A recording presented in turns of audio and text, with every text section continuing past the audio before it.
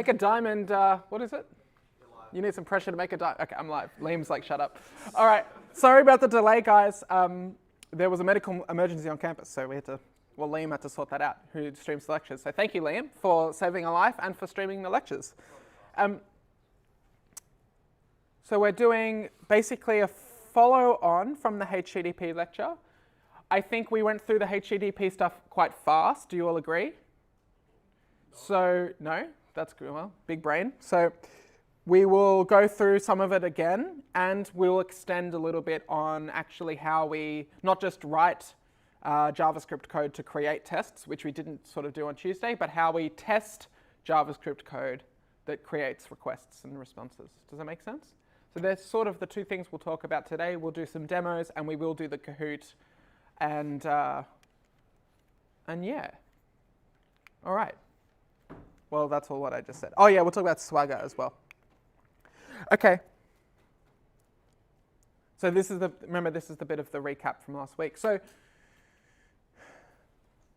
HTTP is all about client-server relationships. So you've got a machine running a server that's listening for requests that are coming in via the network. When a request is made from a client, okay, the server processes that request and responds back with a response. And that request often needs to provide information as part of that request, right? So there's two main ways to provide information as part of a request, and we looked at both of those last week. So the first way is with the query itself. And what I mean by the query in this case is the sort of the endpoint or the URL. So the URL will have the name of the server, right? The port, often the default port, which is port what? Port 80. The default web server port is port 80. I'm going to shut the door. So you go to the server or the location of the machine, the port, which server program that's running on this server that may be running many servers should I be trying to access. And then you might have a bit of extra information as part of that query. And you see this all the time. So most websites you go to, if you click a few links, you'll have what are called query parameters, or encoded in the query is some extra information that can get passed along. And on the server, we have ways to unpack that query and get data from the string. And what's the trick there? Regardless if I'm uploading a number, right, it could be an ID. If I'm uploading a name, it's always passed as strings. In fact, HTTP today, everything is transferred as a string. So not only do you have to find the data, find the correct position, find the correct name, you have to usually convert the data into the appropriate data type. So again, if I give you an ID, or if the query has got an ID going up, on the server, there will always be some code to take that ID, which should be in the correct place, could be like ID equals 5, convert the string 5 into the integer 5, and then you might have to do a database lookup on the integer 5 to find the correct thing in the database. So all of that gets packaged up in the query parameters themselves. There's a couple ways to do it. We looked at query parameters, which is key values. That's by far, I think, the most common way to pass information up in a query. But there are also like templated strings, which I glossed over a little bit, but that's where you have like the colon name. And what that is saying is they're sort of positional arguments. Oh, who was the student that had, did you? No, oh, she's not here. Who had the whiteboard marker? Anyway, you can treat the query as like a template. So the first thing that gets passed in will be, name, and then the second thing will be ID. Does that I probably didn't explain that well. Let me just create a little file. So you could have something like, lutra.com/ question mark name equals Jake. So that will pass in a key value pair. So the key is name, the value is Jake. Or you could have lutra.com/ Jake/ 5. And right, or you could have ID equals 5.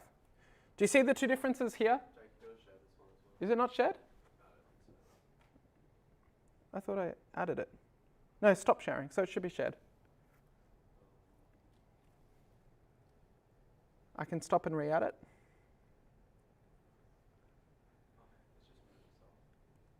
Okay, so we're good? You're okay.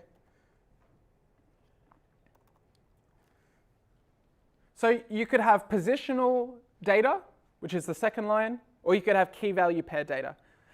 Actually, potentially, it's not maybe true that the first one's used more than the other. They're actually, now that I think about it, they're probably both used quite equally. The benefit of the first is that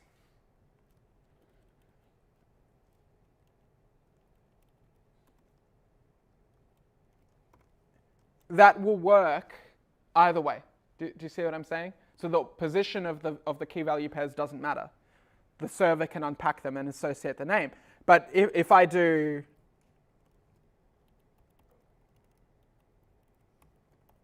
right, that's now going to mean something very different because it's positionally different. So one of the approaches cares about position of the values, and one approach doesn't care about the position, but you need the key in the name. Make sense? For routing, we use this approach. So if you're building specificity, so lutra.com / the otters family / something, it's like positioning your endpoint. But if you're giving data to a request, providing data to a request, you typically use key value pairs. As you get more experience with these things, it makes more sense in which case to do what, but these are the two options. And getting the data back in the express code or the server code is slightly different. So the approach is slightly different, which we saw on the code on Tuesday. All right. So that's one way to provide some information up and into a request. But what are the limitations to those approaches? You can't put too much data there. Yeah, exactly right. So no one wants a super, super long URL. It's annoying. They're actually unsafe because there could be things hidden in them. There's more room for error. There's another really significant reason why you might not put some information in here. Does anyone want to guess? Security, absolutely. So data in the URL query is typically, you would expect it's public. Why is it public? Because it's routing information. So it's going to be sent over the network, over the internet, where potentially people could inspect it, people on the local network could inspect it.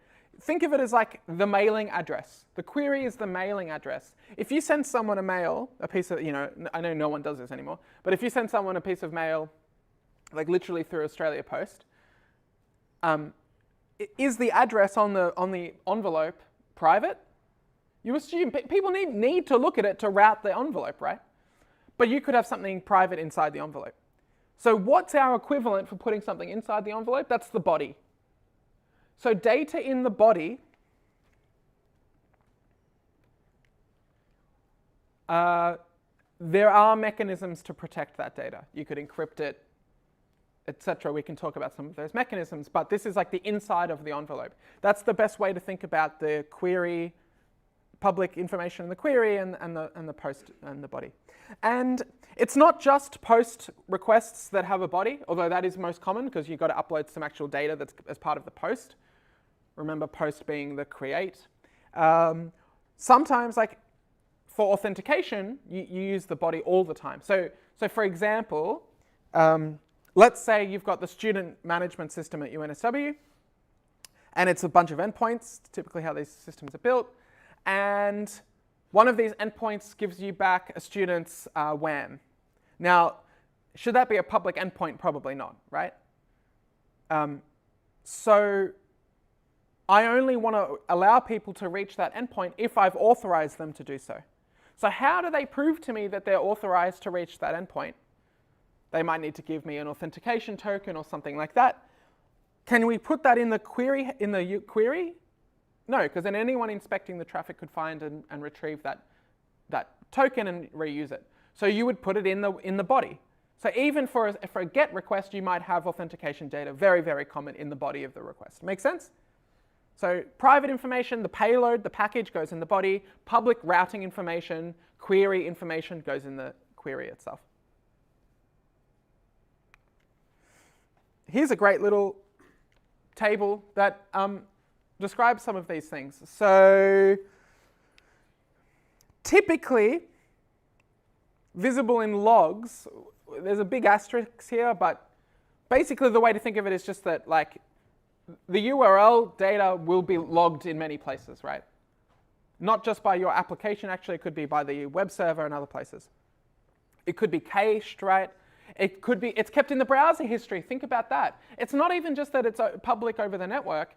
If someone goes into your browser history and there's an authentication token in the query, they can just literally write down that authentication token, right? So this is public information. You can encrypt them. Well, encrypt isn't probably not the right term with HTTPS, but you definitely don't put passwords or authentication token in a query. For the post body, typically it's treated much more privately. You can encrypt them, and it's where you put authentication data, like authentication tokens. But you would never send a plain text password anyway. Are there any questions about that? No? Remember I said post, or I said get? These align with the 4 common CRUD methods, so create, read, update, and delete. So when you hear someone say post, they're meaning a HTTP request that's purpose is to deliver a new package of information to the endpoints. Whereas if it's a get request, it's reading data. If it's a patch, it's updating data. And if it's delete, it's delete. All right. So last week we did more, not last week, on Tuesday we did more of a demo on how do we do some HTTP requests with both, well, you tell me, what methods did we use? We used 2. Nope. Sorry, what tools did we use to make requests? We used 2. It was 2 days ago. Curl and Insomnia. Is that what you were saying? Yeah, that was just, which is just to say one of these applications that can track and save requests for you. And the third one, which is really important, is that we can, of course, make requests from code programmatically. This is how most requests are made. So let's actually demo some of this. Okay. This is actually a really small 3-liner. I'm assuming you can all see it. A 3-liner program that makes a GET request. Is it GET request? Yeah. In JavaScript, in Node. So it uses the package synchronous request curl. So what this tells me is that it's an NPM package that actually makes curl requests, but initiated from JavaScript, from Node, rather than from the command line. So somewhere this would be running curl code. So it's a library that we have to install. I'll show you how to install it anyway, but you can probably all just figure it out. And that's it. Once it's installed and once the library is initiated, it's so cool. We can do a request in one line. So let's look at the syntax. Oh yeah, I forgot I got this thing. Well, let's look here first. The request is a method. It's a function. And it has a bunch of parameters, right? The first is a string, which is the request type. So we spoke about the 4 common ones: post, patch, delete.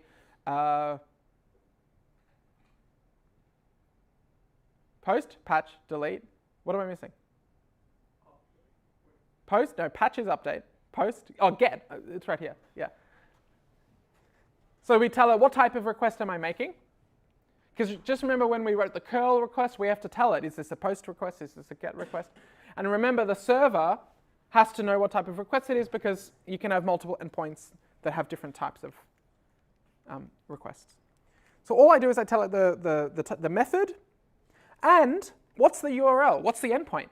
And what I'm done here, unlike on Tuesday, this is not a server that I'm running on my machine. There's actually, as I was doing research for this lecture, I found this service. I'm not going to go to it, but it lets you just test endpoints without having to write the server code. So it's just like a testing service site. It's completely free. You don't need to do anything. And you can make simple requests to it. So it's called http-bin.org. And I'm saying I want to hit a endpoint that should do it, process a GET request. And then really importantly, this is packaged up and returned back as an object that I need to store in the result variable. So result in this case is just an object in JavaScript, right? We all know what objects are in JavaScript, hopefully. What are they? They're dictionaries, they're key value pairs. They're the things with curly braces and names and values. And when you make a request, you get back the result of that request. And the result of this request gets assigned into a variable that I'm calling response, a very common pattern. And then all I'm doing is console logging that response. So if I go to my terminal, oh yeah, by the way, so to install the package, you just go npm install sync request curl. And that will just go off and install it. I've already got it installed in this case. So then I can just run this program, HTTP and node. And what we should see, so what I'm doing is just logging. I need to make this a bit smaller. What I'm just doing is logging that entire response object. And you're going to see some of the components that come back in that response object that we can explore. The most important one is this one, I think. What is this? We spoke about status codes on Tuesday. Yeah, I like how you said exit status. So you're taking us back to 1511 because when a program ends, you get back an exit code. So we don't call them exit codes. They're called status codes or response codes. And what was the 200 series of response codes telling us? Okay, so what does this tell us?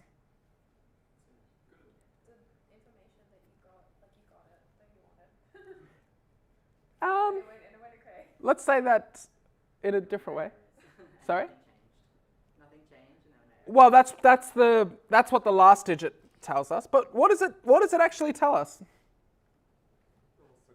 It was successful. A server successfully processed this response.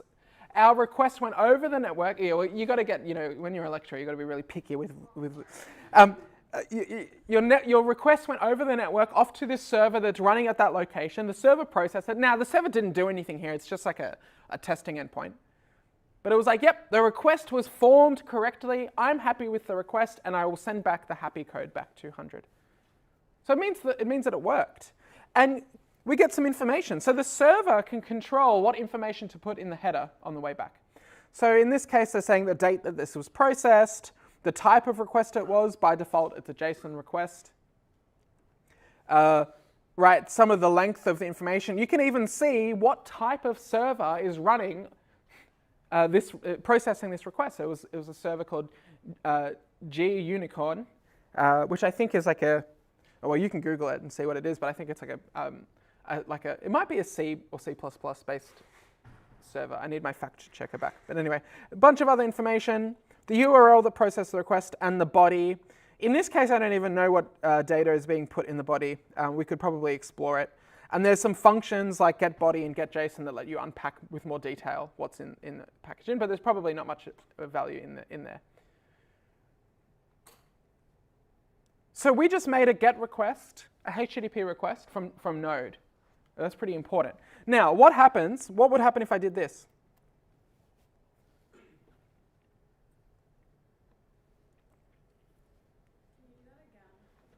So that was the endpoint.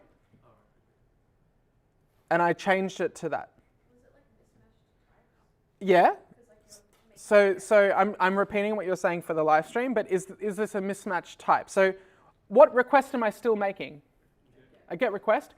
But this endpoint is designed to process what type of requests? So what will happen?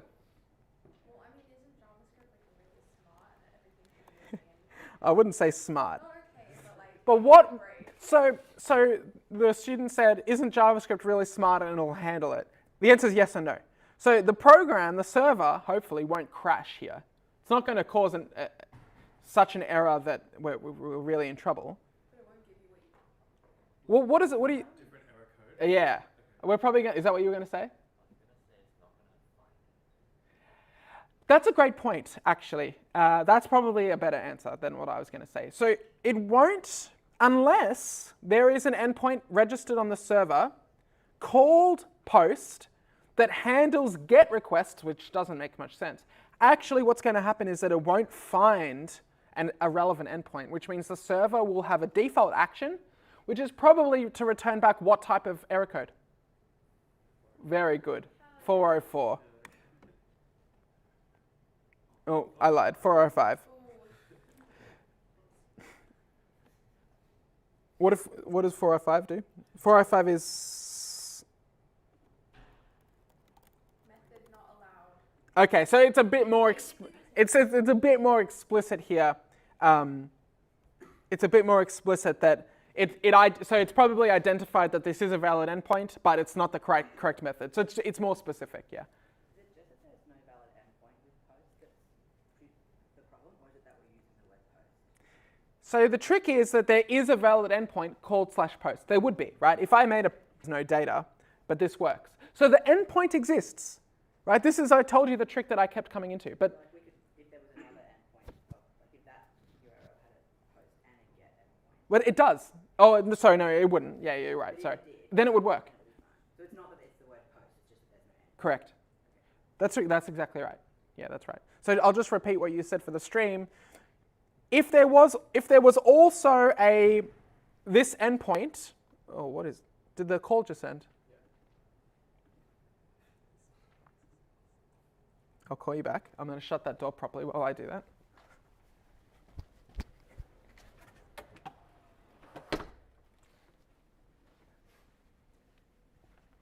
Did the call go through? No. Yeah. Oh no, we're on. Oh no. I did. Sorry?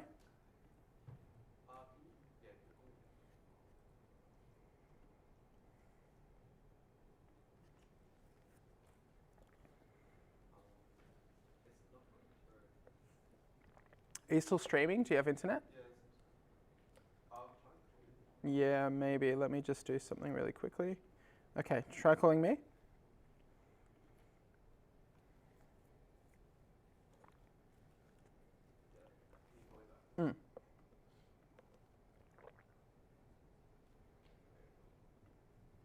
Is that working?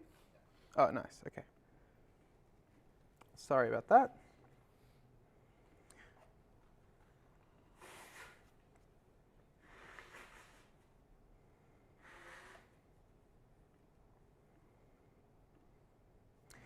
Okay, sorry about that. So what I was just saying, what we were just saying there, if there did exist an endpoint registered on the server called /post, which was a GET type of request, of course it would work. We can do whatever we want with these, so that we shouldn't. And of course they've registered endpoints that make sense logically. So you can make an endpoint, an inappropriate endpoint, like a GET request. So basically this endpoint, it exists, but it's not designed for GET requests, so we get back an error that tells us you're using the incorrect method, 405. Make sense? Okay. I already went through this. I already showed you this. In your code, you will just change the URL, right? If you want to hit your local server, you might use localhost :3000, whatever the correct port is, / and whatever parameters you need to that you registered in your endpoints. And it will work all the same. All right, so that's making requests with JavaScript. I guess one thing we should talk about first is, let's say we're doing a post. How do we put body data into the post request? Right? So that's missing from this trick. And so typically the way you do it, whoops. Well, in fact, why don't we find this out together? So let's look at the library, add body data to request.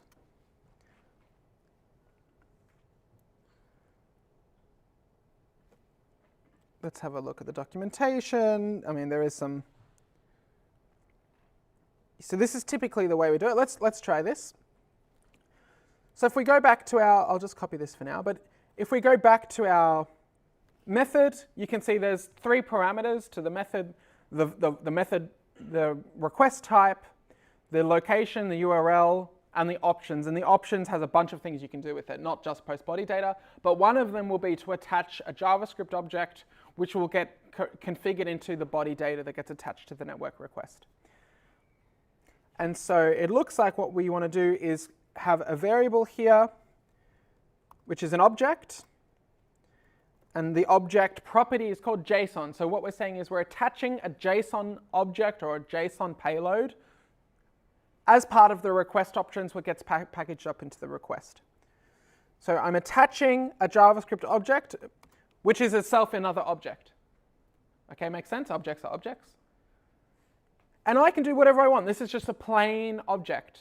So I could put, you know, name is Jake. That's probably got to be a string.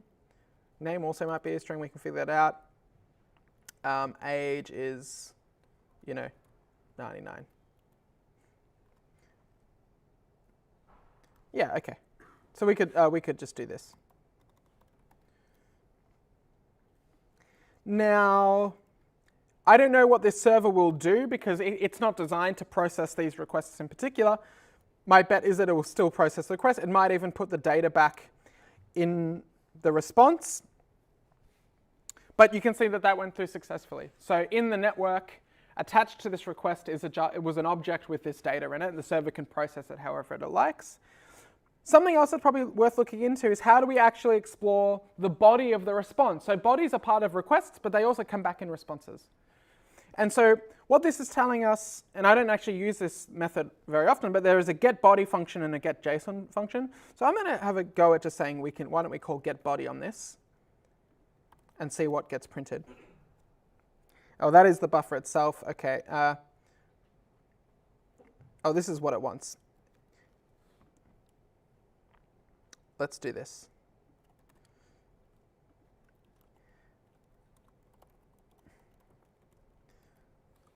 Whoops. Let's try this. So we need to, from the response, from the body of the response, turn it into a string because everything is strings over the network, and then take that string, which is the string representation of an object, and pass it back into an actual JavaScript object. That's what this line is doing.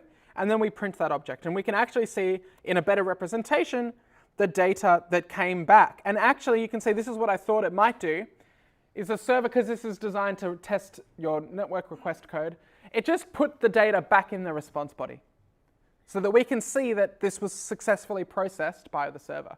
And it tells us a bunch of other things. Look, it even tells us the IP address of the machine that initiated the request. It's put this back here, the request that I hit. It's just got some information. They could have put whatever they wanted here.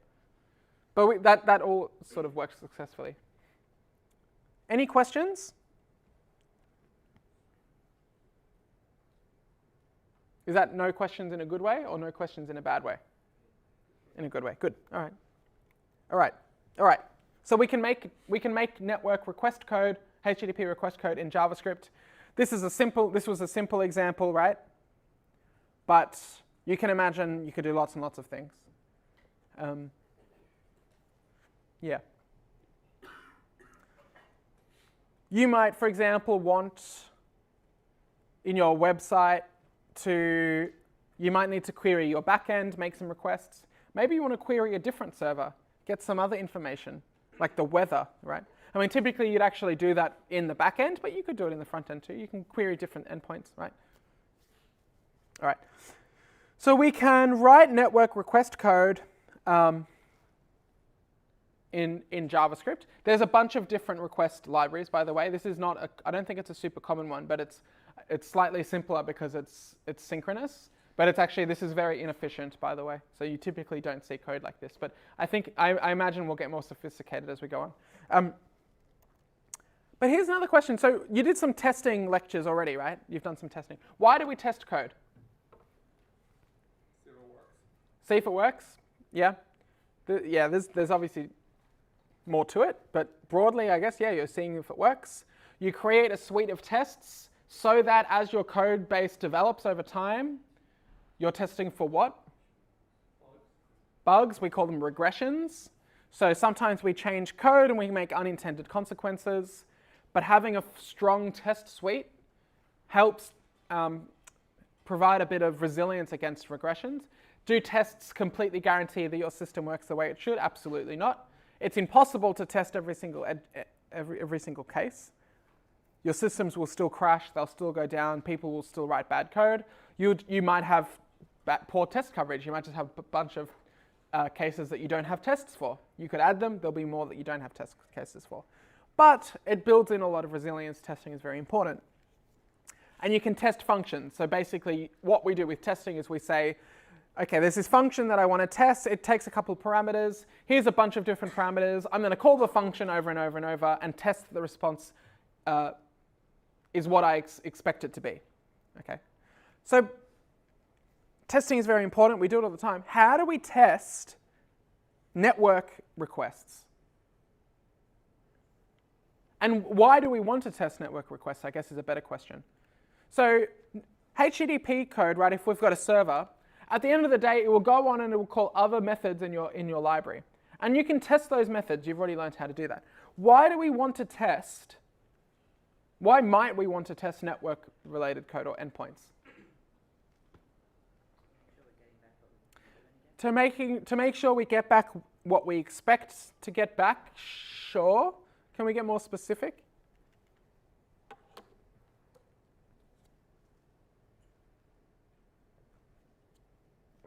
No? In a way, the way I would think about it is, this is like one of the best ways to actually test your systems, because this is how your systems will actually be used. Your server code that you write in this course, you know, in the assignments, you write some servers, and eventually, I don't know if we've done it yet, we'll give you a front end that calls those servers, right? Those functions. How does that front end call your code? Do you know? You might not actually know yet, but it will make HTTP requests, right? Let's think about it. So if you think about it, what we want to do when we're testing in this approach is to test exactly how systems will use your server code.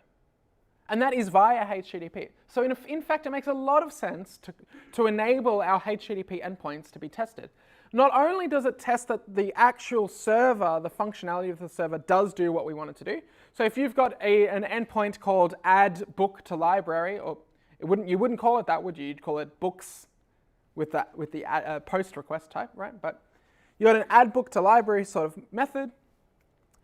You don't just want to make sure that the underlying function, you know, add book to database works.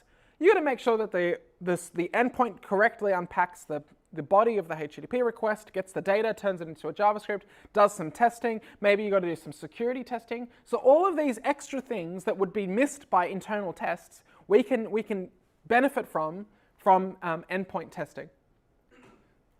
And so what we're going to look at now is, okay, if we have code that can create requests, how do we test our endpoint code? So we can use, you've used Jest before, right? Yeah, so, okay, great. So we use Jest exactly the same. And we can use the Jest runner on our project to test network requests. So I'm just going to, for now, copy, well, I might actually already have it here.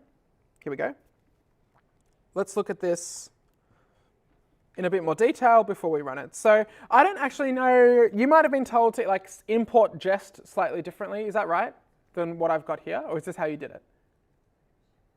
I don't think we ever imported. Okay, so I think you've installed it differently. Can you just ignore this for now, because I just got this working locally earlier. And we also, of course, need to import our request library, the one that we just used. So you know how to set up Jest yourself. You can have this network request. And you already know how to describe tests, right? Okay. Here's like the simplest, most common way to test an endpoint network request is just check that it returns a 200 series code. Now, maybe in this case, I know exactly with this data that goes into it, I want it to be 200. So I'm going to create a test that expects the status code of this HTTP request to be 200. Now, I didn't actually test what it did internally. I don't even control this server, do I? This is not my server. But I know that if I make this request and if I formulate it correctly, do you mind just pulling it so it magnetically, thank you so much. I know that if I make this request, I expect to get back a 200 status code, and so that's what I'm going to test. So there's nothing crazy here. You're using Jest the way you've always used it. I know that if they've got an endpoint called status 404, which is designed to return back 404. I can check that that's the case. Okay, here's a really cool one, right? I'm testing. We know that if I send post body data to the post endpoint on this URL, that it will put the data back into the response body. So I want to check that it's there. I want to check that that worked. So I put my name, I could call this course, COMP1531, year 2020, let's call it 2026. And then I get the data back from the body. We already looked at how to do that. And then I say, well, if I put that all correctly and the server processed it correctly and it did its internals correctly and it responded back correctly, the data should be there in the same way. Now, I'll keep in mind, I'll intentionally not update the key. So I gave it course and I get back name. So this test should fail. The other two should probably pass. And how do you guys run tests? Yeah, so I'm going to do npm run test, but I think you would just then do npm test. So it'll run all the tests, and I do get an error here, which is what we expected. And Jest is quite nice, so it tells us, hey, I expected name comp1531 year 2025, but I got back course comp1531 year 2026. I didn't even update that. So this test failed, and then we should see that the other two passed. I would say don't overthink this. It's actually, it's kind of really sort of naive and simple. You wrote some JavaScript code. We expected some object data to be in the object that comes back. We're just doing normal tests on that object, right? Can you go hand up if it's making sense? Is this not making sense to anyone? No? Okay, well the hands look pretty good. Is there anything else really important to talk about here?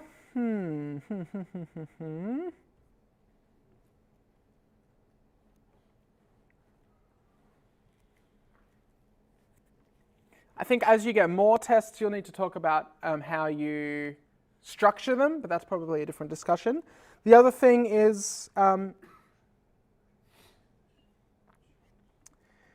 when you don't specify, this is actually kind of interesting and important. When you run an npm test script, if you give it the file, it will run tests in that file and in that file only. What I ran was npm run test, or is that what you were already doing, npm test? How does it know which files contain tests? So it's got to be in the file, .test. Yeah. Usually there has to be there's a bit of wildcard matching done. So if there's a JavaScript file that has a test between some periods, it'll be included in the test suite. But there's lots and lots of ways to organize this and to actually structure them. So sometimes, like for really big code bases, tests can take hours or even days to run, actually. And so sometimes you can't spend the time. If you only changed a small component of your system, you might only want to retest that component of tests. So you might have hierarchical ways of structuring that, but by default, if you just run test, anything in that node package that's got a .test in it will be included. Yeah. Tests are super, super important. Super important. Think about even if you just update a library and it slightly changes how it processes things, your whole system can break. So tests really help. All right, shall we do the Kahoot, then do a break? I guess you've been spoiled for the first few questions. This is the worst website ever made. Where's login? Or where do I get the... Sure, okay.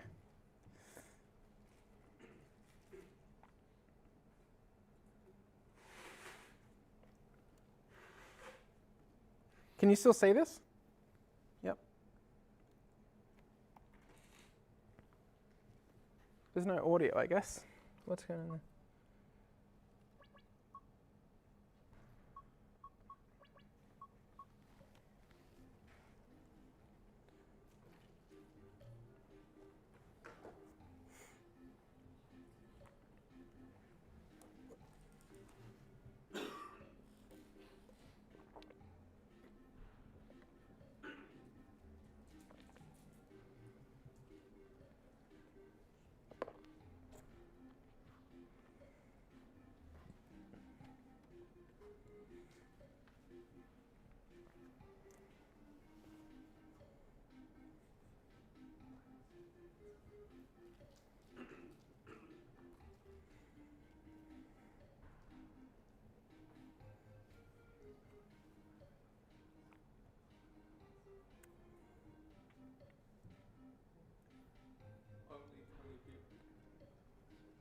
Well, there's exactly 20 of you here, actually. But I'm assuming some of you aren't in it, and then some of it online. Okay. How depressing. All right, let's go. All right, remember, so it's first to get it, but obviously you've got to get it right. All right. This was from a week 3 lecture. What's the primary purpose of CI? You should all get this right because we shared this question on Tuesday.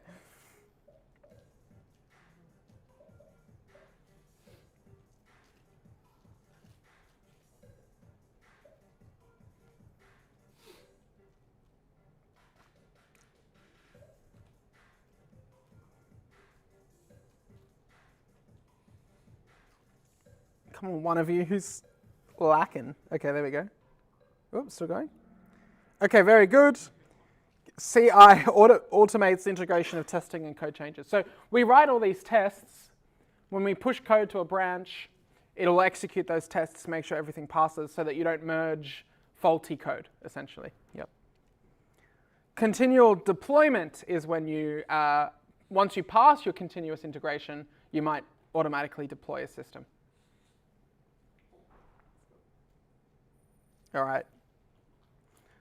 I think you also saw this question. So here we go. We're talking about this today. And express what's the difference between a query and parameters.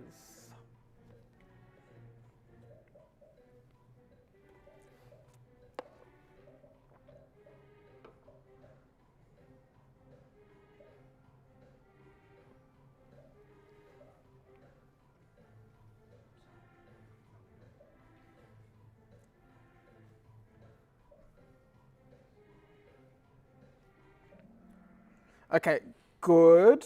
Most of you got it right. So query is named data pairs as part of the URL. That's when you see the question mark and the ampersands. And you have the equal sign in between the keys and the values.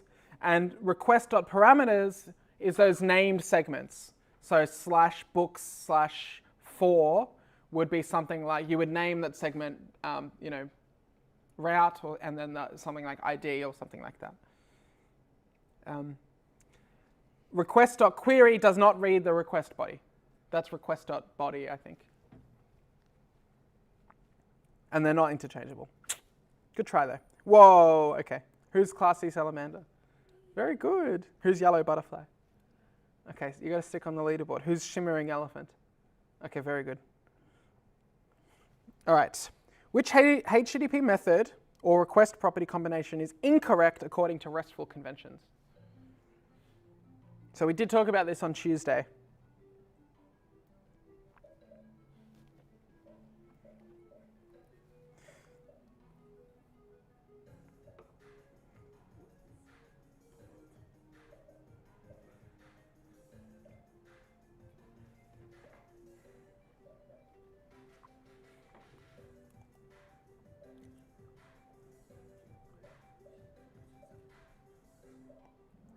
Yeah.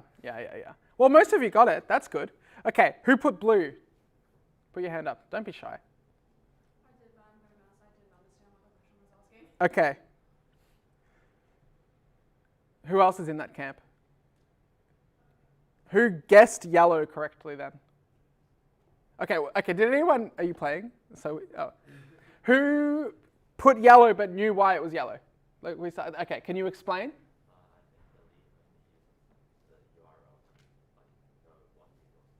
So what the student said, I'll repeat it for the stream, is that delete uses the query parameter or something in the query to know what resource to delete. And that is true. So typically with a delete request, all you're providing is the location of the resource to delete. Okay. So what that typically means is if your application is trying to delete a resource, let's say it's a book from a library, the application will typically know, say, the ID of the book, and it will make a request providing that ID in the query parameter to delete that request. It does not do something silly, but you see this all the time, but it's actually inappropriate, to provide the details of the book to match and request. Why is that a bad idea? Why is this not okay?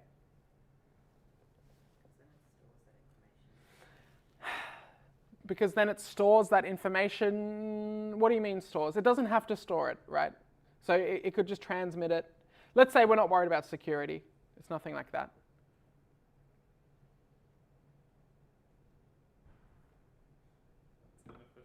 It's not inefficient.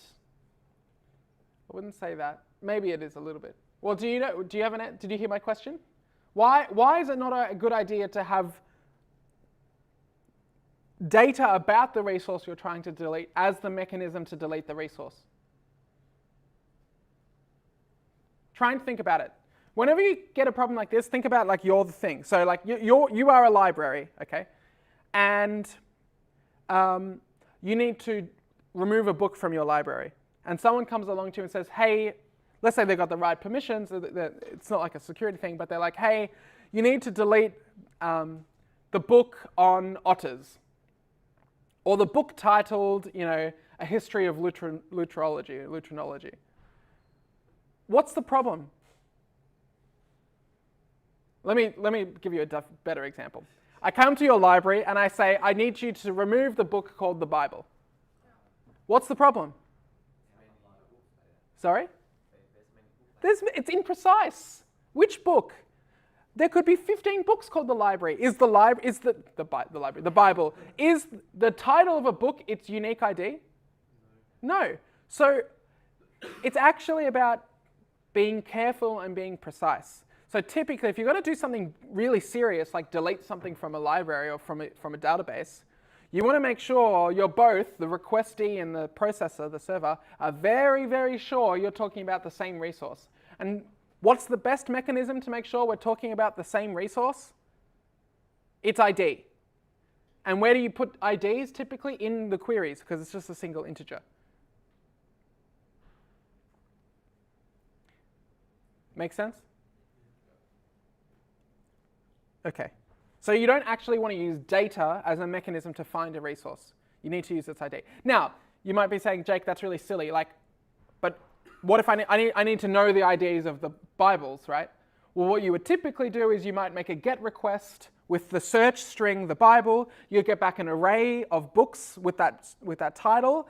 Then you go through and you make sure with your business logic that you're finding the correct book. You retrieve its ID and you make a delete request with that ID. You do something like that. Think about like Facebook. If you're Facebook, think about Facebook, right? Like you're accessing the account Jake Renzella. There might be others. You need to be very precise. Anyway, I went on a tangent. So that's why you use IDs, and IDs are in the query. All right, a bit of an upset. 2 more questions. In continuous integration architecture, a runner is best described as what?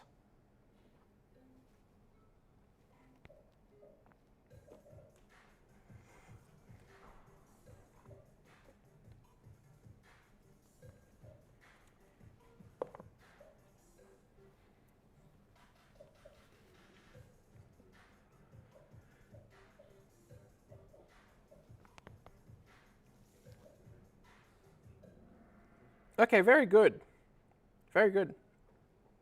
A separate machine whose job it is to execute pipeline instructions. It's a bit vague, but that's because runners are very, very vague.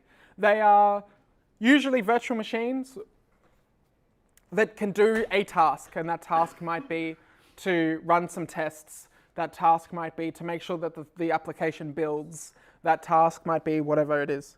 And so we put that specification for the instructions for a runner to do on the runner job, typically. But most of you got it. That's really good. Yeah, it's not storing anything. So one of the things about runners is typically they're ephemeral. So what that means is that they have some instructions or some configuration. They spin up, they start running, they do the job, and then they end. They don't really store anything. So that's why if you see the word store, you should know it's probably not the right one. And a few people did development's local machine running tests. No. All right, last question. We have a new, so who's Mighty Axolotl? Okay, good. Who's Yellow Butterfly again? Okay, and Trendy Magpie, we've had an upset in the leaderboard. Okay. Were you Salamander? No. Not that one. Oh, there's multiple salamanders. All right, last question. Let's go. Get back on the leaderboard. What happens? A client sends the GET request to /game.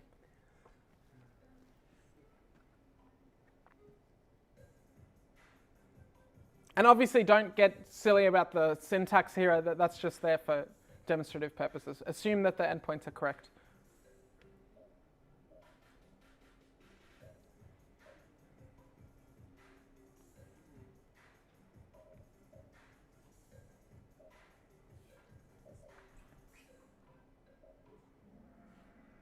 Okay, very good. All right, a few of you said red. Why did you say that? Who said it? Be brave. Why did you say it? And please don't say it's the first one in the list. Yeah. You got to get your head around from this idea that programs will run top to bottom. That's 1511C days when the world was simpler and the Strait of Hormuz was open, right? So the student said maybe if it was registered first, it would get processed first. No. Why not? It's not the right endpoint. It doesn't have, it's just not matched. It will not get matched. It's not matching to the closest endpoint it can find. It's not an endpoint match. And this idea of did the endpoint register first, it doesn't make sense. When you spin up a server, it looks at all the endpoints in the description of the server, it registers them, and then the server becomes available. I don't really think servers are built in such a way that your server can be running and only some of your endpoints are registered.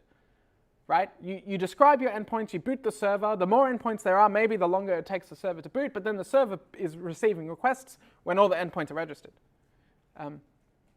So they'll both be available. The problem is I'm hitting /game. That is an endpoint, and it's a GET endpoint. So there is a valid route here, and that's the second one. So it's what it will be matched to by the server matching code. Okay, so that's red, blue. Why? You can be super brave, you don't have to, but why did you say there's no match if you are the one that put blue? It was a guess? Okay, fair enough. Is there a GET request? So it was a GET request, right? And the endpoint was /game. So is there a GET request registered at all? No. There's two. There's two. One's got the route /game/parameter, which we're calling item. And one's got the route /game. So is there a match to the endpoint? So there is an endpoint match, so it will get matched. If it had been get game slash and then nothing, would that have been matched the item as undefined, or would that have matched? Okay, so the question is, what would it have been if it was /game/? Is that what you're saying? I think that would also get matched to game, but you know what? It's probably worth trying. We can try it now. We can try it now. So am I going to have to type this out? Probably. I think we have some time. So let's test route matching.js.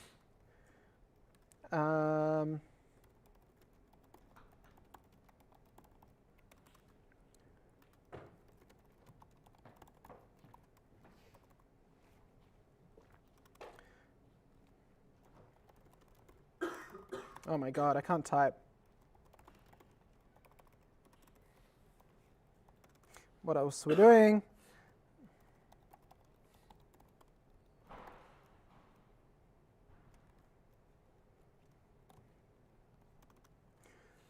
So we go app.get/game.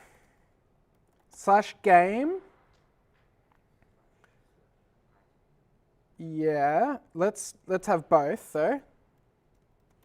Is it like that? Yep. I wonder if I can just have this without anything. App.listen to the port. Is that right?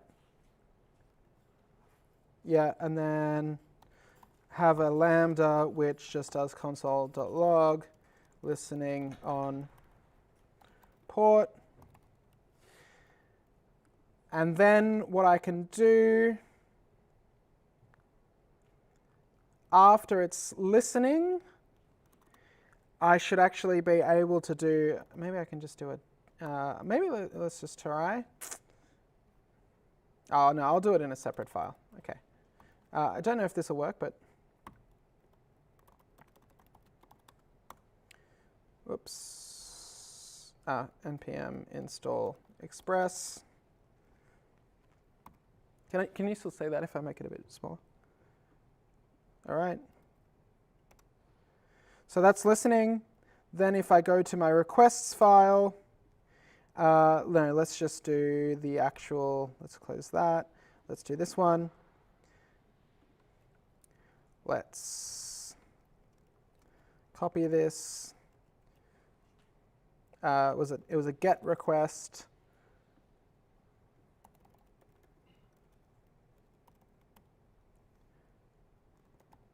It was like that, right? We won't, everybody.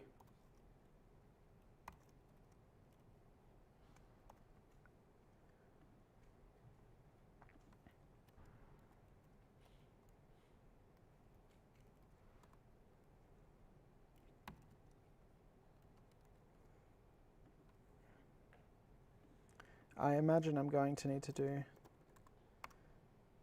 So we get a 404.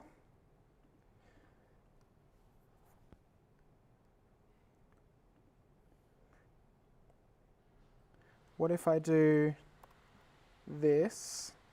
I get a 404. Did I set something wrong here?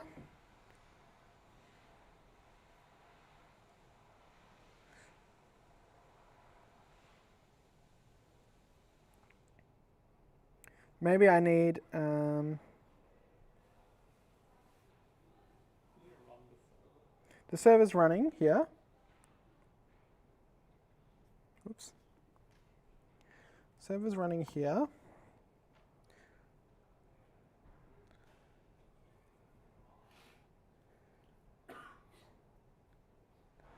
Let's just make sure that this is working. I reckon it's because I'm not returning anything. That'll be why. So I just wanted to try and avoid it. Express, endpoint.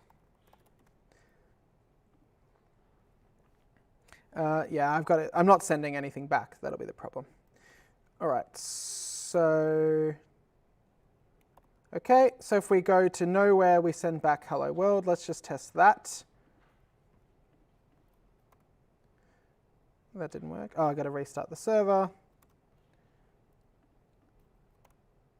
That still didn't work. Oh, I'm still going there.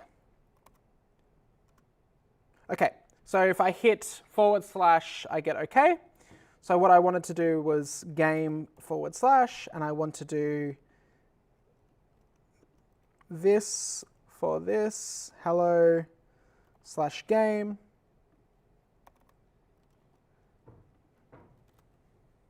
Right? Hello /game /item. So we can just see which route it actually matched to. So restart the server. Run the program again, because I'm only, oh no, if I go back to the server, oh no, okay, I need to print back the response. So get, what were you doing? Get JSON? Let's try that. That didn't work.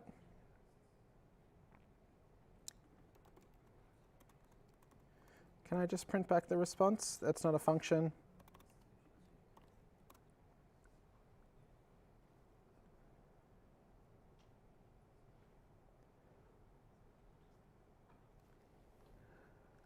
Oh, okay. It's because I'm returning JSON, so I need to return JSON.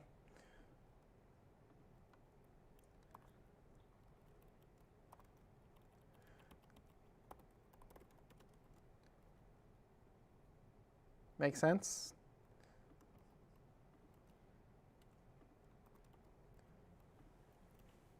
Whoops.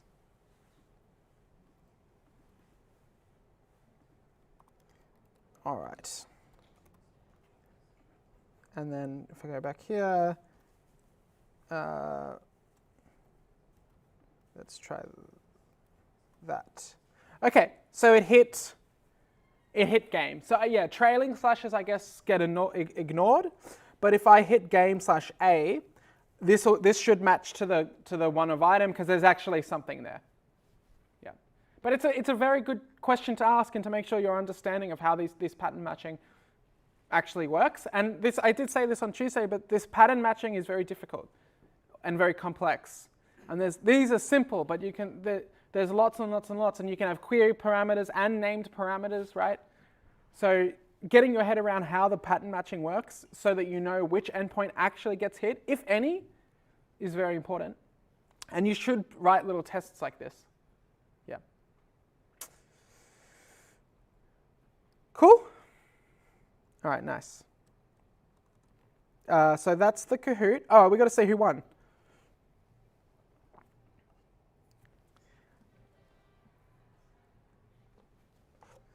Okay, who's Silly Liger? You? Nice. Who's Yellow Butterfly? Oh, very good. It's really paired up, isn't it? And Mighty Axolotl? Who was that? You. Okay, well done. All right, so after this lecture, you're going to come up to my office and get a Pokemon card. Sound good? All right. All right, well, let's take 5 minutes, and we'll come back and keep going. I'll leave this up so you can celebrate.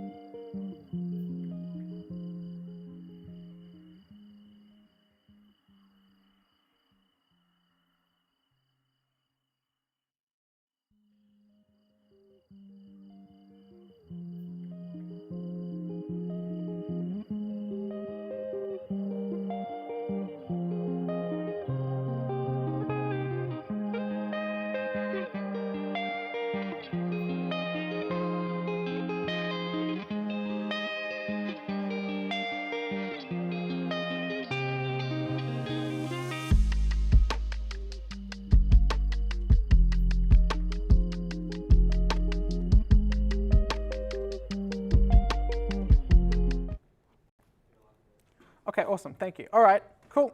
Well, congrats to the winners. You'll come get a Pokemon card later. So remember, we spoke about this on Tuesday. I'm not going to talk about it much more here. These are the really common error or response codes that you'll see. 200 series means things worked okay. If it starts with a 4, it means something went wrong in the server application code itself, in the system that the server is written on itself. If it's a 500 error, it could be a networking error, it could be a server issue. So the actual, it didn't even reach your application running the server on the host. Something went wrong with the host itself. Make sense? So that could be if the proxy was misconfigured or something like that went wrong. All right, so we already started to get to this point. We've been writing very small API files, like 2 or 3 endpoints. But in real systems, you might have hundreds, you might have thousands, tens of thousands maybe then pushing it, maybe even more.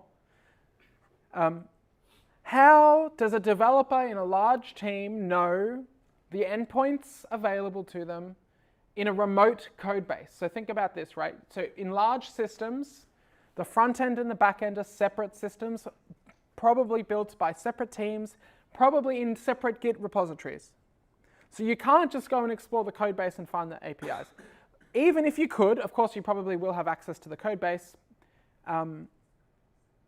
Often in large enough code bases, the endpoints are defined all over the shop. It's very hard to get a really simple, good understanding of where everything lives and what endpoints are available and what they do. And if I'm building a front-end web server, do I want to be crawling through back-end code for hours and hours and hours trying to understand what these routes do? That doesn't seem efficient. What do we do as development? We abstract and we document those abstractions. So can we document these endpoints is the question. And the answer is yes. And the really cool thing is that there are actually automated tools that help us document really effectively. So yeah, how do I know what's available? What parameters should be sent? What order should they be sent in? What assumptions are made on the back end about the data that I'm sending? And what should the response look like? What should I expect?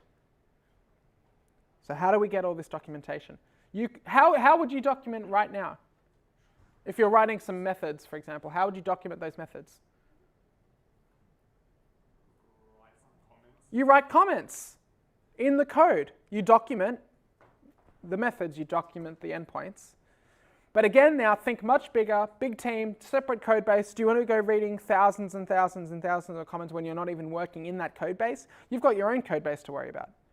So what can we do here that makes it work a bit better? A very, very, very common industry standard tool is something called Swagger. No idea why it's called Swagger. But it's a formal specification. It is machine readable, but it translates to human readable documentation, and it can look really nice. Often in a good, sophisticated API framework, so something like Express, they have either options or it's just built into the framework, automated Swagger systems. And I'll explain what that actually means and looks like in a slide. But all Swagger is saying, let's have a formal way to document what these endpoints look like that's human readable and really easy to understand. So there's a couple ways to set up Swagger. You can manually define them. So the way we do this is with a YAML or a JSON file, but some sort of configuration file.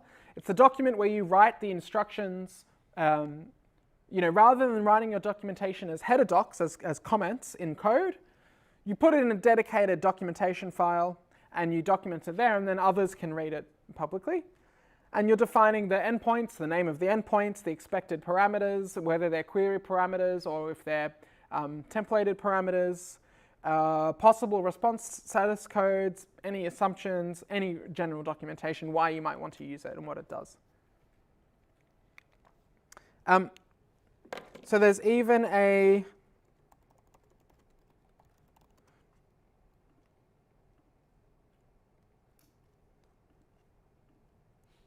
full screen. This is what I want.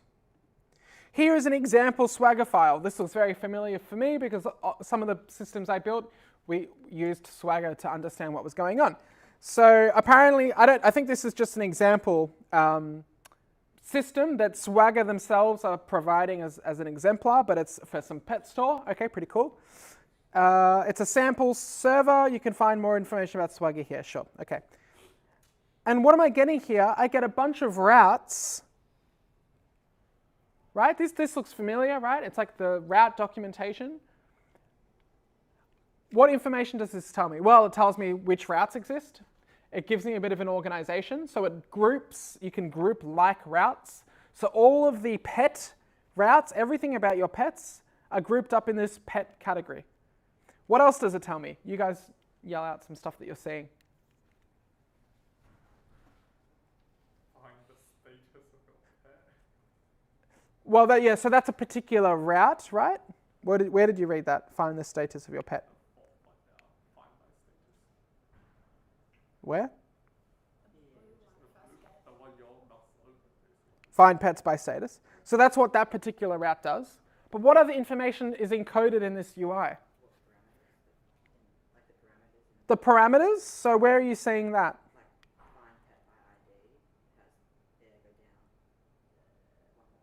Yeah. That's right. So if you did /pet/1, you know that 1 is the pet ID and it would match to this route. What else is it telling us? It's a get or post. Yeah, and what else is it doing to make that even simpler? It's color coding them. So all the posts are green, put is orange, get is blue, delete of course is red because it's destructive. There's actually more that it's telling us. It's actually something very, very, very important.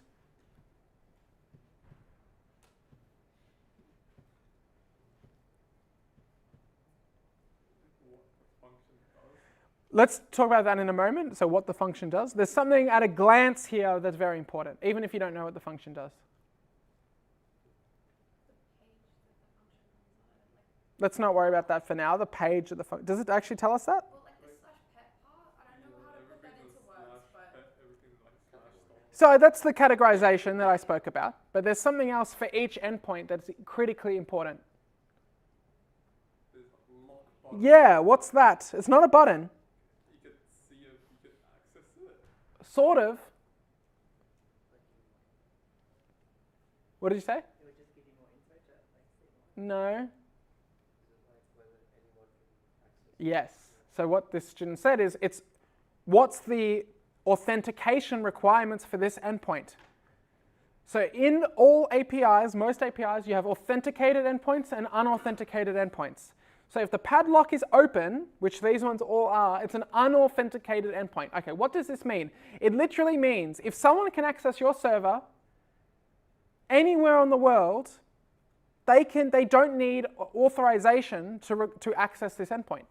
You don't need a password. You don't need an authentication token. It's a publicly accessible endpoint. What are some publicly accessible endpoints that you're aware of? Maybe you don't think about the world in this way, sorry? Any website. Well, maybe, yeah, any website. But yeah, so if you go to facebook.com, is that an endpoint? Yeah. Is it authenticated? No, because anyone can view the homepage for facebook.com. Now, what about facebook.com/edit profile? Is it authenticated or unauthenticated? Why is it authenticated? Edit random people. Well, could you imagine if anyone could edit anyone's Facebook profile?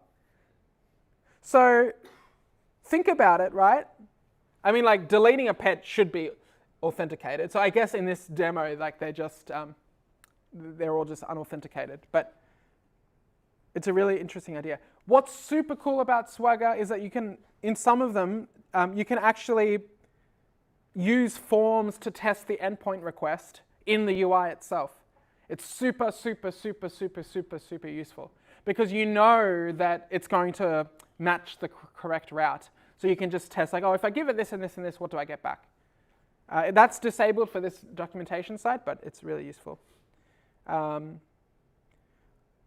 so and you got all your different categories. You will see where, so in, for example, post requests, data has to be associated with that post request that goes in the body, and it's giving you an example of what that data should look like. So in order to post, well, maybe let's do something maybe a bit simpler. To post a pet ID, there's 3 things in the body: the pet ID, which should be a number, the name of the pet, and the status of the pet. And it would always tell you what it responds with. So in this case, right, it's just telling you if it was successful. Let's look at something else. Here you go. So in this endpoint, I'm doing something, and if it's successful, I'll get back 200, and very commonly, I will get back the thing that was, say, posted. So this is super, super common, but you get back some completion data, basically, and you can do stuff with that.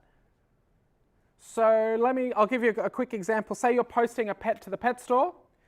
So you're registering your cat. It's a tabby cat, and the cat is named, what's the name of the UNSW cat? I always forget.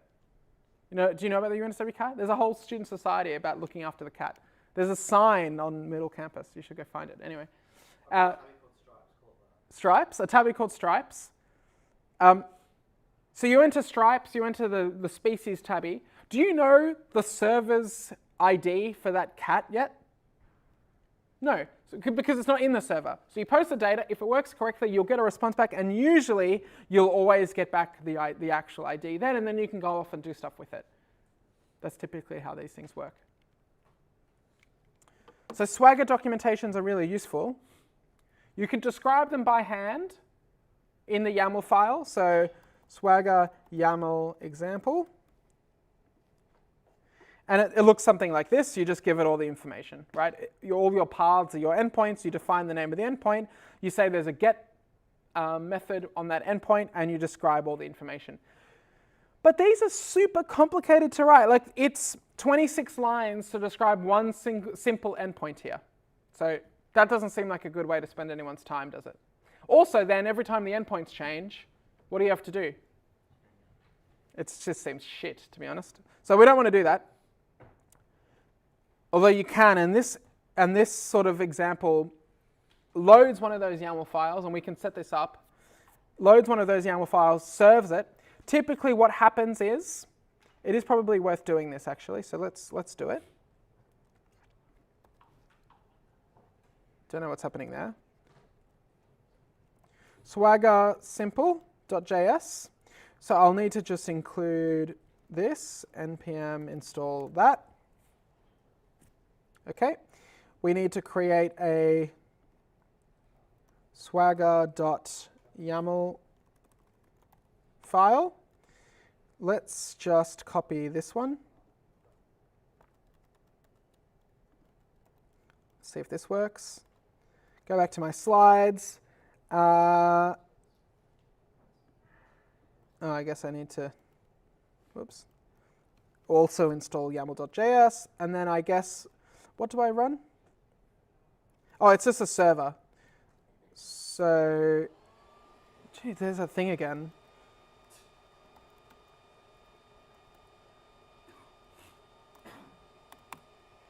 Okay. So it's running what's actually happening here? I'll explain in a second. Let's view it and see what happens. Cannot get. That's nice. Why did it end? Why is it ending? I'm guessing there's some, probably because port 3000 was taken. Okay, here we go. So that YAML file that I'm serving describes a single endpoint called users with a GET request. So you can see there's a GET users, and that data that's in that YAML file gets served as a website that has some styling and stuff like that. You can see that's Swagger documentation. Okay?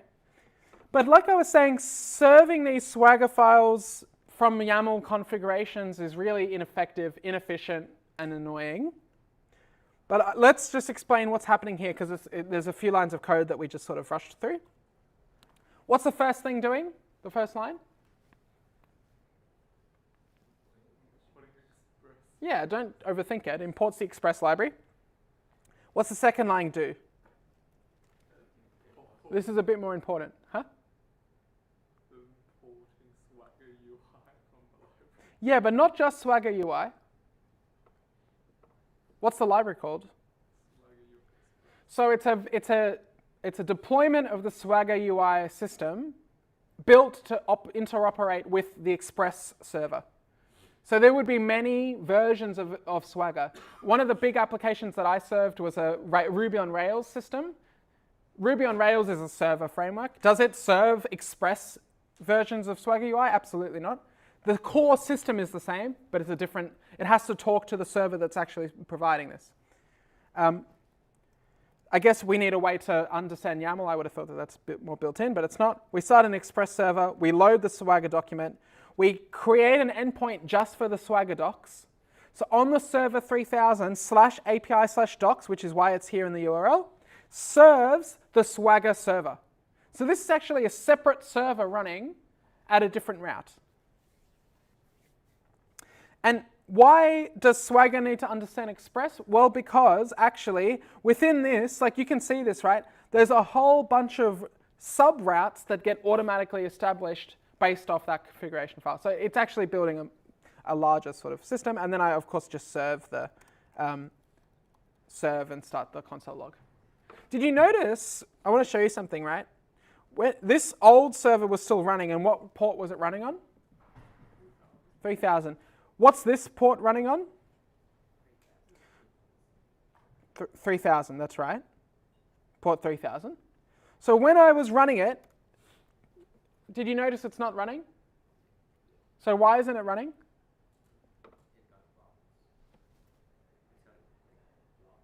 Speak, sorry, louder. It got blocked. The port was not available. So yeah, maybe, sure. But why didn't it tell me any information? It just ended. It didn't even look like there was an error, right? Do you agree? So the reason for that is, on app.listen, we've passed it how many parameters? I'm going to test your JavaScript knowledge here. Who said one? Who said one? Sorry? No. Are you guessing, or who thinks one? I already said no. Who thinks two? What are the two parameters? Who thinks three? Do the rest of you know? Okay, I'm going to ask. You have to put your hand up. Okay, who thinks zero? So that's your. My answer is I don't know. Okay, so we can have I don't know as an option. So I don't know. Put your hand up. Put it like properly up. Okay. Now put your hand up if you think it's one. I'm talking about this function call here, this method call. Who thinks two? Who thinks three? Who thinks four? Did you all put your hands up? I don't know now. Okay, all right.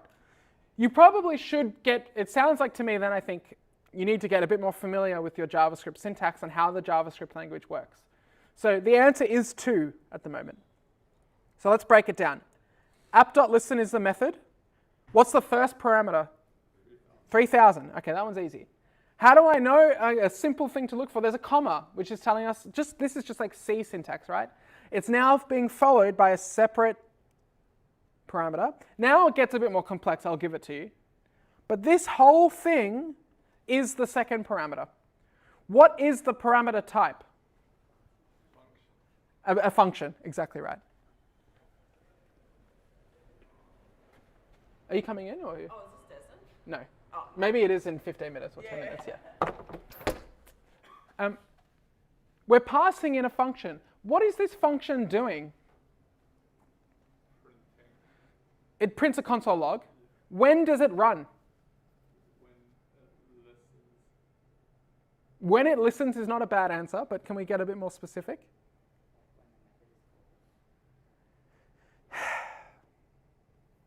When the method is called. What do you mean by that? Which method?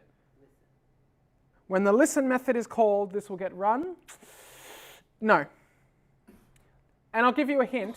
I mean, you're not far off, but you're not quite right. Look at the text that's getting logged. Now, yes, it looks like it happened when it got run. I'll give you that. What were you going to say? You good? So have you not spoken about callbacks at all? Okay, well, maybe we've failed you a bit here. Let's have a look at the documentation for listen. And I know this is hard to read. Listen accepts, what's the first parameter there? A port, that's simple. What's the second parameter? A callback. What does that mean? It should tell us here. Whoop. Oh my God.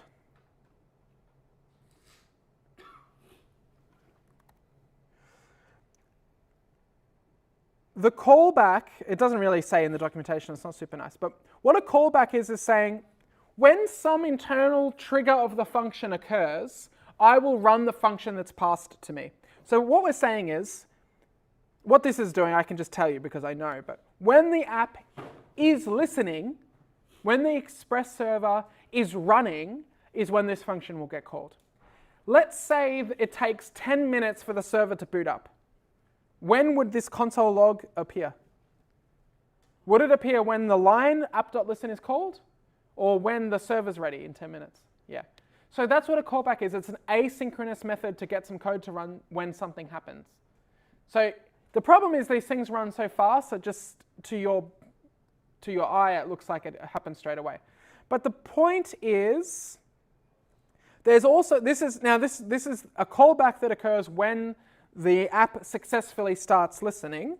But if I go app.listen from Express on error, there'll be a way to pass a separate callback. Okay?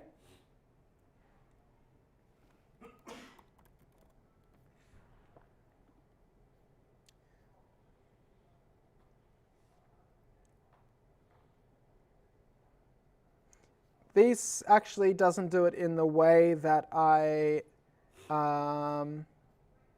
expected, but it looks like this is the way it wants it. But so we can say it'll be app.on, I imagine. If there is an error, give me the information of the error, and I can do some stuff with it. What's wrong with that? Oh, I need another one. Yeah. Maybe. Yeah, okay. And this is just a bit too big. Okay.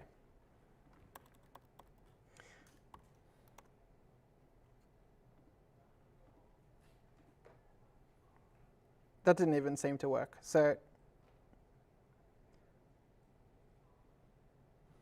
why don't we just do this?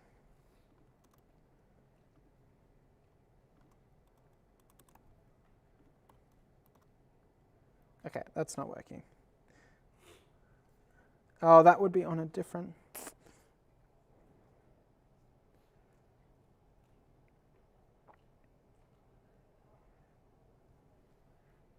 Let's go to the docs.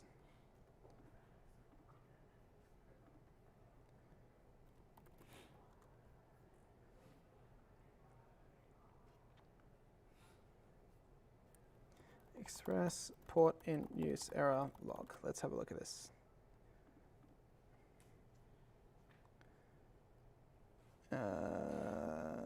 Okay, you know what? I'm going to pause here. But, what? It's not letting me switch tabs for some reason. Let's not worry about this for now. Basically, this function parameter occurs when the app successfully starts listening. I can't remember. I guess we have to look at the docs a bit better. But there will be a way to find out when the error fails because the port is in use and to do a console log. I was hoping it was a bit simpler to do here with a comma. These Desmond students are keen. I don't know what's going on. Sorry, just, yeah, 5 more minutes. Okay, all right. So if I take down this other server, bring this server back up, it runs. What did I want to talk about though? Let's go back to my slides.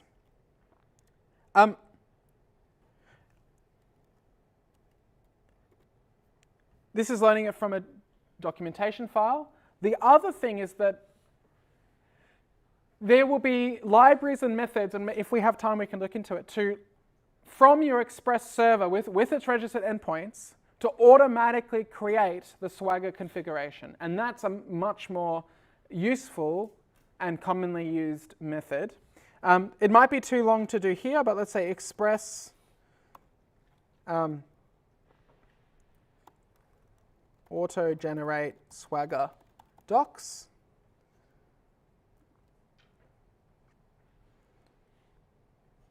So it looks like it can't do it on its own, so you'd have to use an external library to do it. Like I was saying, some more sophisticated endpoint libraries automatically build Swagger docs. But Express is a very bare bones server. Fast API is a very common Node HTTP server library. It's used a lot in industry. Most of them are wrappers around Express, and they just do a bunch of things like turn on Swagger. Oh, look at that. Swagger's renamed to OpenAPI. I didn't know that. Anyway. But you can describe your endpoints in a YAML file for now. And in the iteration, I don't know if you'll actually use it in the iteration, but it's incredibly useful to know how to access that and things. Usually, the Swagger documentation is the default route on development server if you hit /API. Just so you know. Cool? All right.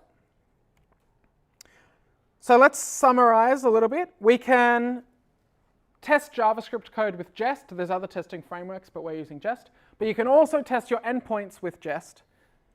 Usually what we want to test is the status code that gets returned and some information about what happened. We care about the status codes because they tell us broadly and very quickly what happened in that request. Did it work? The status codes, is what we're talking about here, help the clients understand if something successfully was executed or was unsuccessful when it executed. And typically, you will do something, right? So again, it totally depends on what went wrong. But you can imagine you've got a website, you have a button called like add book, tries to add the book, it gets a 400 error code. And then your JavaScript library will say something like, if the status code was 400, present a pop-up to the user saying there was some sort of error, right? Sometimes, right, as another example, if you get a 500 status code, I've seen this in some systems, you actually just try the request again. Now, why would you do that? Because a 500 status code is saying that there wasn't something wrong with the server, it didn't even reach the server, maybe something went wrong with the network, maybe the server was down for a brief moment. So why not give it a few seconds and then automatically just try it again? In one of the systems I've built, if there are any 500 status codes, you try again two times with increasing delays between the requests. So basically, the idea there is just give the networks and the server 10 seconds before you start throwing an error and having a hissy fit, so to speak.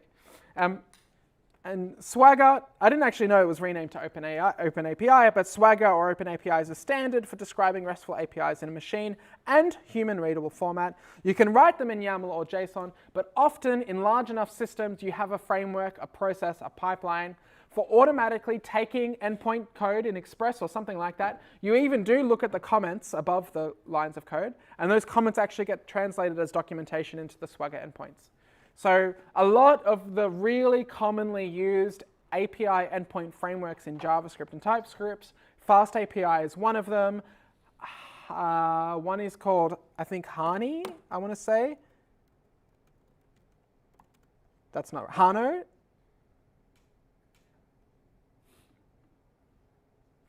No, it looks like I'm wrong. Maybe this is one, I guess. This isn't the one I was thinking of, actually. But my point is there's many of them. Most of them will bundle in something like Swagger or OpenAPI documentation builds for you. It's very, very, very handy. That's it for the lecture. Make sure you check the due date requirements for your iterations. What are you working on now? 1? So 2 will be coming up fairly soon. Make sure you're aware of your deadlines, what you need to do. Go speak to your tutors, understand the weightings and all the things you need to do. If you've got, you guys can come in and we're basically done. But if you've got any questions, you can come and grab me now. We've got a few minutes. And if you want a Pokemon card, you need to come with me to my office to come collect your Pokemon card. Sound good? Yes. All right, thanks everyone.